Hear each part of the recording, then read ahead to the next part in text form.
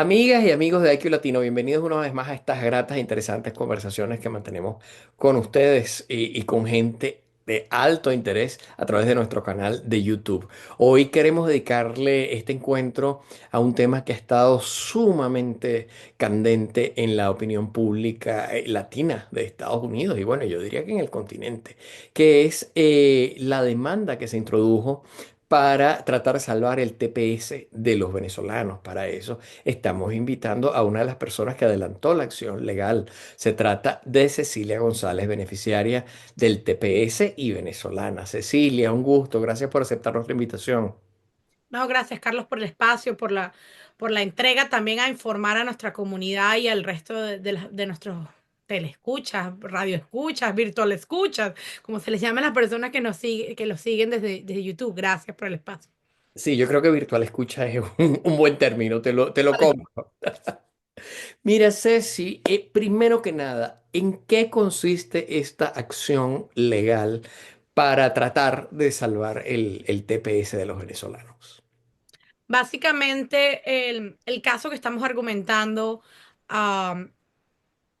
solicita a las Cortes Federal que reconsidere la remoción del TPS bajo varios argumentos. Uno de los principales es que no se siguieron los tiempos adecuados para remover el TPS en temas administrativos. O sea, hay protocolos, hay cierta burocracia que se debía de cumplir, que no se cumplió.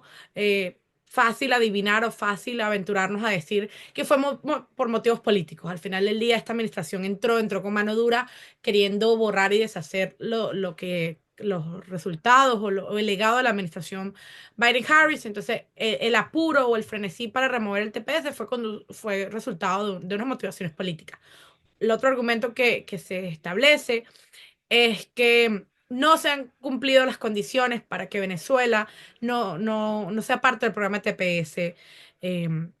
Hay ciertos requisitos, se establece de que las condiciones en el país de origen de los tepecianos debe de haber mejorado o deben haber condiciones plenas para que los nacionales regresen de forma segura a su país. No es la realidad de Venezuela.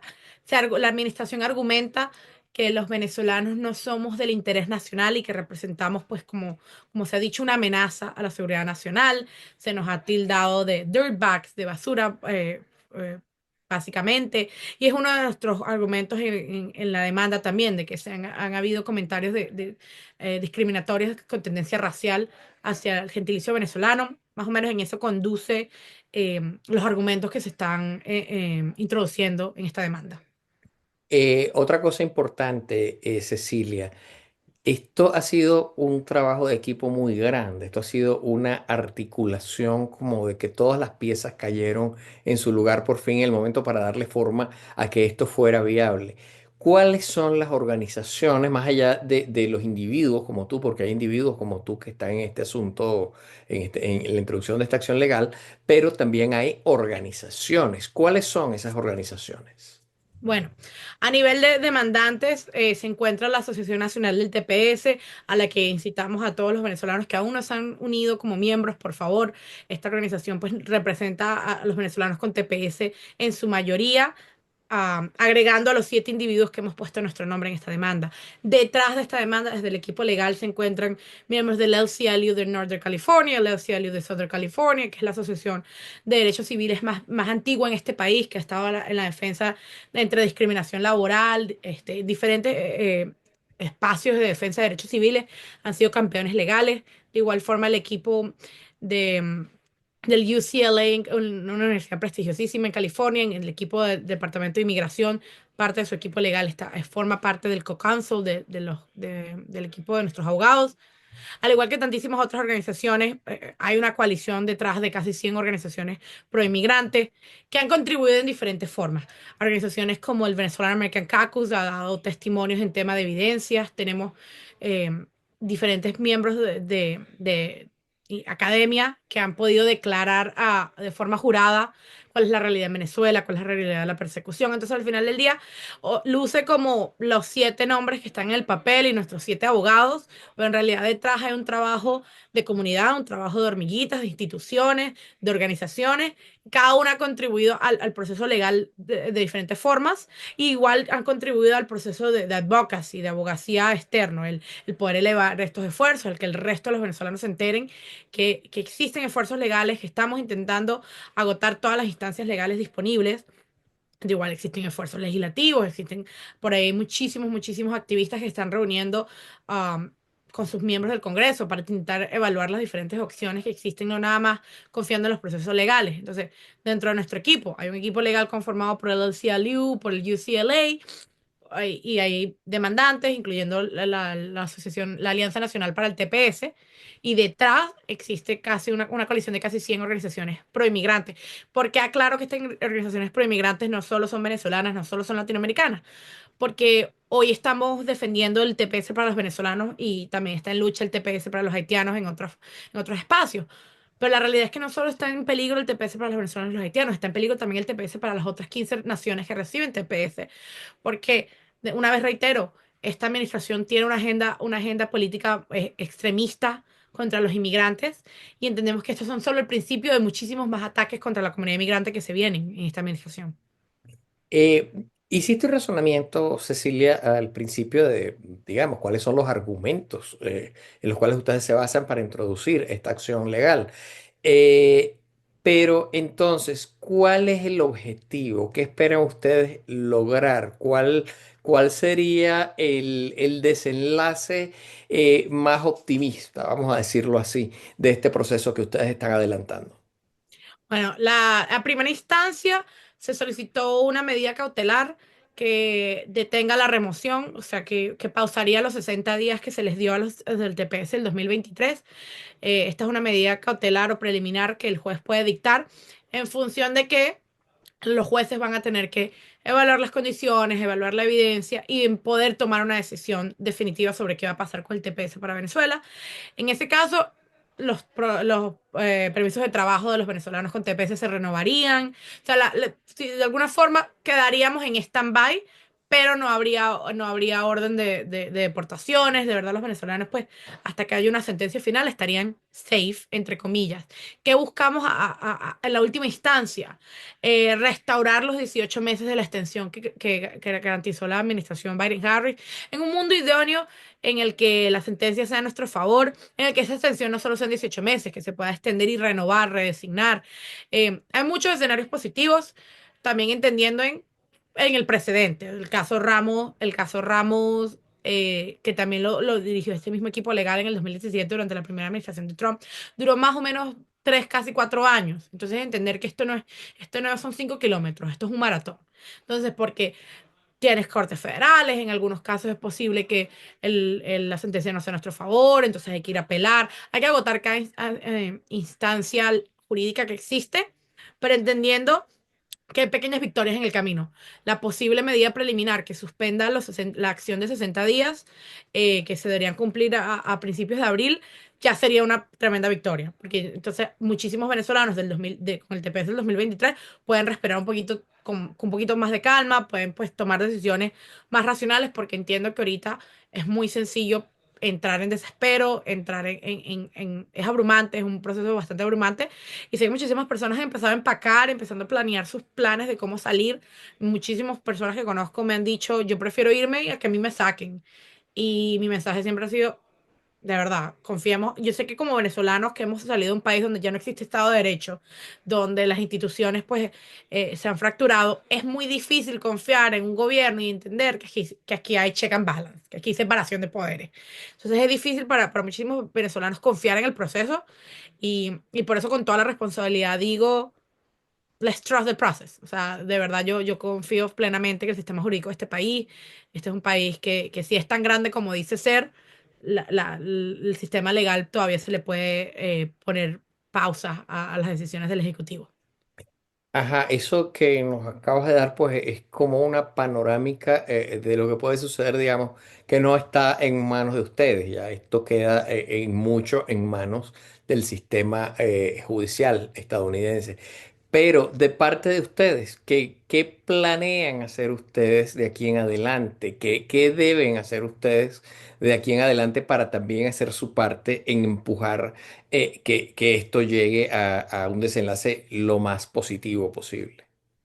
Nuestro rol, y creo que es el rol de muchísimos activistas y venezolanos, es cambiar la narrativa. Esta administración entró hace menos de mes y medio, un poquito más de un mes, y se adueñaron de la narrativa. Dijeron, los inmigrantes son estos, son la razón de todos nuestros problemas, son estos criminales. Y hoy nosotros tenemos, no nada más los 7 demandantes, pero los líderes de la comunidad venezolana y de la comunidad migrante, tenemos el reto de cambiar esta narrativa, demostrar que los buenos somos más, que somos personas honestas, trabajadoras, que vinimos a este país simplemente a apostar por un mundo, por una vida mejor y una vida más tranquila.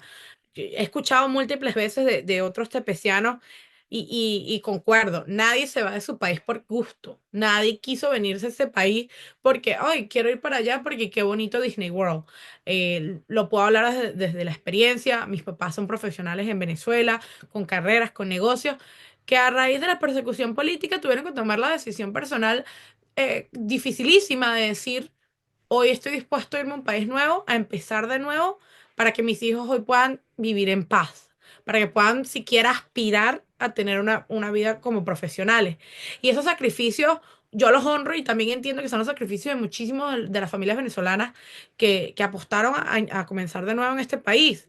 Entonces, el mensaje es a cambiar la narrativa, el mensaje es a con mucho orgullo decir, yo estoy en este país, yo llevo 5, 8, 10, la cantidad de años que lleven, y trabajo honestamente como custodian en una escuela, o tengo un pequeño negocio y vendo tortas, o monté un restaurante y hoy produzco tanto que contribuyo a la economía local. O sea, cada uno de los venezolanos tiene que con orgullo decir, yo vengo a este país, yo no le he hecho daño a nadie, yo no le he robado nada a nadie, yo solo llego a contribuir, a seguir soñando. Al final del día uno vino acá a seguir intentándolo.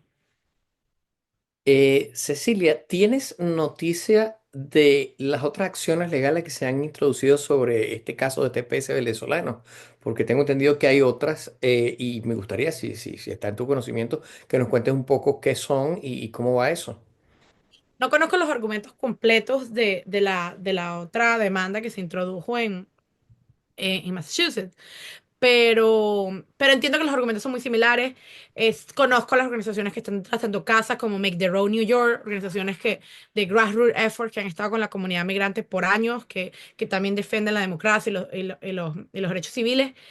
Y entiendo que este es el tipo de acciones legales que se pueden hacer de forma eh, paralelas. O sea, uno puede ir agotando diferentes instancias, porque al final este es un país donde el sistema jurídico es descentralizado. Entonces, las cortes en California puede que tengan un wait time y un cierto timeline. Las de Massachusetts pueden estar moviendo más rápido. Quién sabe las de Maryland, las de cualquier otro estado. Y es importante también apoyar estos esfuerzos.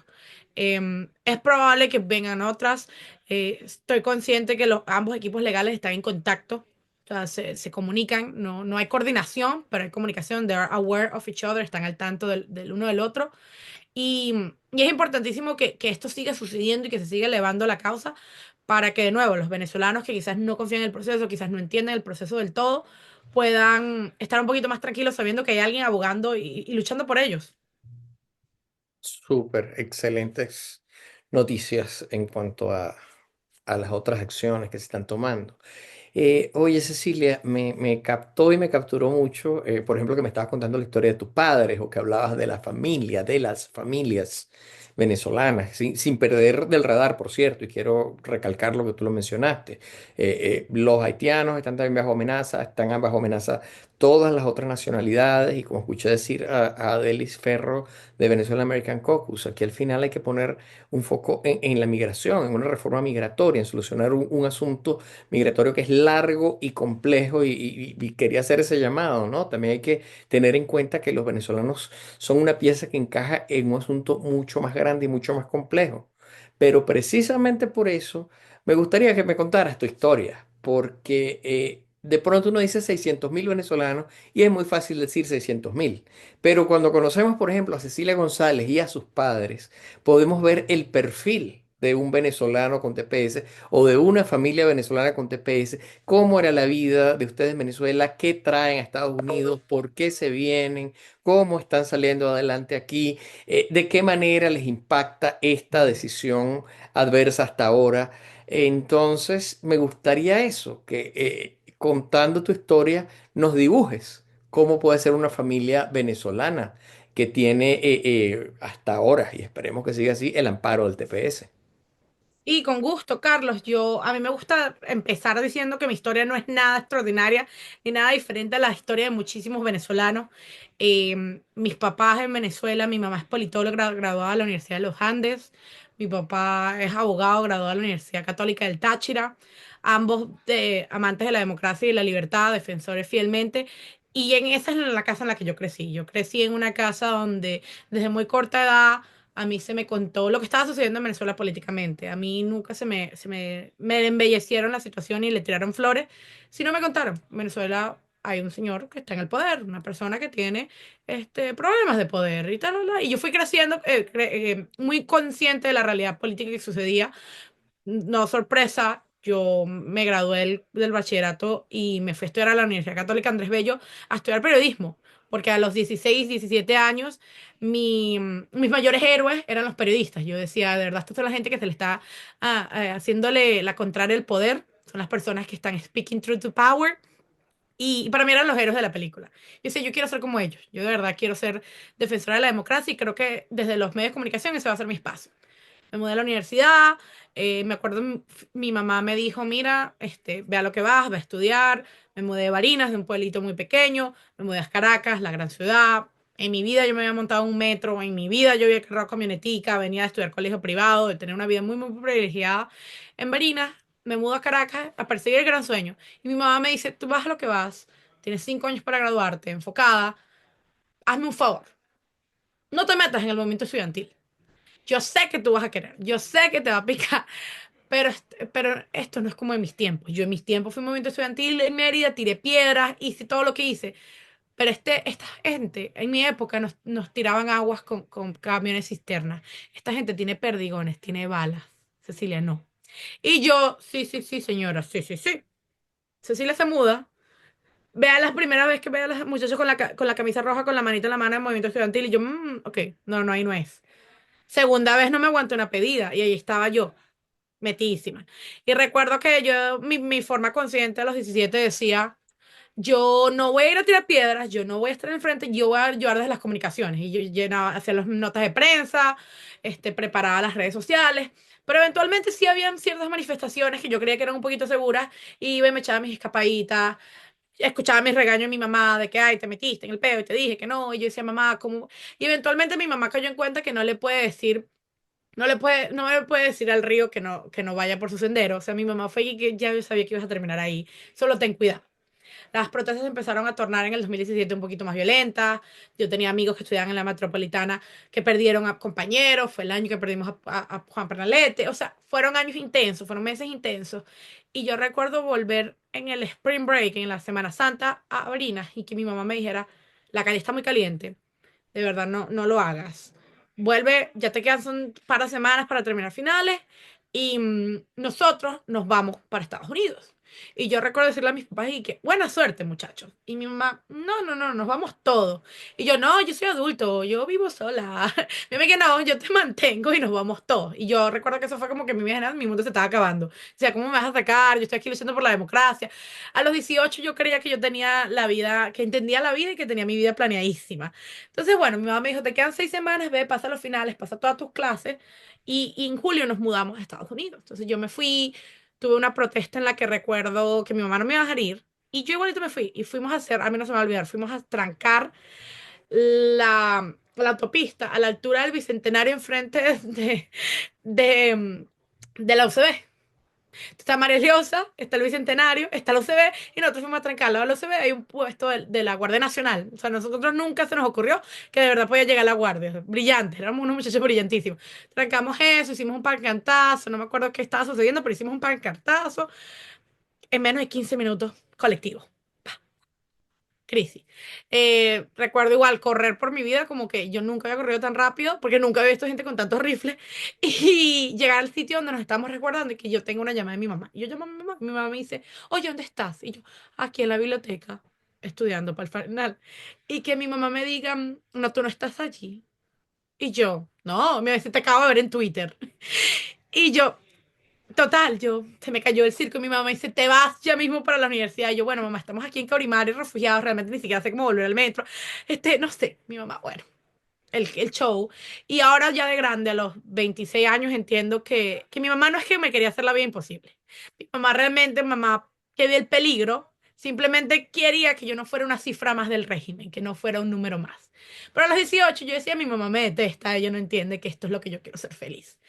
Pasó ese mes, pasó ese susto, nos mudamos a los Estados Unidos y, y para mí no fue sencillo. Yo tenía una vida que yo creía que tenía la vida en sueños en Venezuela, estudiaba en la universidad donde quería, tenía un grupo de amigos, estaba en el centro de estudiantes, acababa de ganar plancha para el centro de estudiantes de comunicación social, tenía la vida en sueños. Y aquí en Estados Unidos no sabía el idioma, no conocía a nadie, no quería hacer nada. Y entré en lo que llamábamos el duelo migratorio. Entré en la depresión de que yo aquí no me hallo, quién soy yo, crisis de identidad a los 18 años, el drama. Eh, la realidad es que mis papás, pues con sacrificios, con ahorros, no sé qué, pues los primeros meses, mientras introducíamos nuestro caso de asilo, pues nos mudamos a un apartamentico, vivíamos pues con lo justo, no nos hizo falta nada. Eventualmente llegaron nuestros permisos de trabajo. Mi mamá trabajaba en las mañanas en una feria de comida, en las noches limpiando las oficinas en ese mismo, en los outlets, aquí donde muchísimos, aquí en Orlando, en los outlets. Mi papá de día conducía Uber y Lyft y de noche iba con mi mamá a limpiar las oficinas. Mientras, pues yo intentaba, pues, descubrir qué iba a hacer yo con mi vida, porque ya yo había llegado a los 18 entonces no podía ir al high school, aquí a sacar el otro año. Realmente entrar a la universidad no es tan sencillo como decir, ve y entra a la universidad. Y bueno, me tocó buscar un trabajo, terminé trabajando en los parques temáticos, le dediqué casi 3 años a los parques temáticos, que es la realidad de muchísimos inmigrantes, migrantes aquí en la Florida Central. Terminé trabajando en un parque como mesera y eventualmente pues me fui sintiendo un poquito más cómoda con el inglés, decidí aplicar al Community College, entré a Valencia, estudiaba de noche, trabajaba de día para poder, pues trabajaba de día para poder pagar los estudios en la noche, mientras pues mis papás seguían resolviendo, llegó la pandemia, mi mamá pues los outlets cerraron, el trabajo bajó, a ella le tocó empezar a trabajar en una cadena de supermercados, entonces trabajaba exponiéndose pues la realidad de que alguien tenía que igual seguir poniendo comida en los anaqueles, en los supermercados, mientras otras tantísimas personas estaban refugiadas protegiéndose de la pandemia y estaba expuesta. Pero alguien tenía que hacer el trabajo porque de alguna forma había que seguir contribuyendo, mientras mi papá pues empezó a sacar sus licencias para ser corredor de seguros, para ser asesor financiero. Cada quien se intentaba rebuscar en plena crisis. Yo terminé de estudiar la universidad. En aquel momento tuve mis primeros saludos, guiños con la política local. Y ahí puedo decir que ese fue el momento en el que yo siento que mi historia cambió, el momento en el que yo volví a encontrar propósito. Porque por los primeros 2 años yo pues ya me sentía perdida, no entendía qué propósito tenía en este país, no entendía. Yo recuerdo, a mí se me va a olvidar, cuando nos mudamos acá, mi mamá dijo, el caso así lo toma como 5 o 7 años para que lo llamen. Y yo fui a la calculadora y anoté 7 por 365. Y conté cuántos días faltaban para que yo pudiera volver a Venezuela. Y empecé a contar. Inocentemente yo creí que iba a tomar 7 años. Han pasado 8, no nos han llamado al caso de asilo. Pero en aquel momento yo solo podía contar los días para volver. Para volver a mi vida. Creyendo que mi vida había quedado en pausa y que yo iba a volver y le iba a dar como resume y ay, de vuelta. No. Eventualmente entendí que mi vida ya quedó y que esa vida no iba a volver aunque yo volviese. Y que mi vida era acá y que tenía que entender que aquí el mundo seguía moviéndose y yo tenía que moverme con él. Eventualmente conocí a quienes hoy son mis amigos más cercanos y también a otros activistas de la causa venezolana. Y nos empezamos a juntar, teníamos esas ganas de querer hacer trabajo por la comunidad. Era un amigo que también había estudiado en la UCB, entonces era un joven que también se fue a Venezuela y quedó como frustrado, quedó como con el yo no pude hacer suficiente.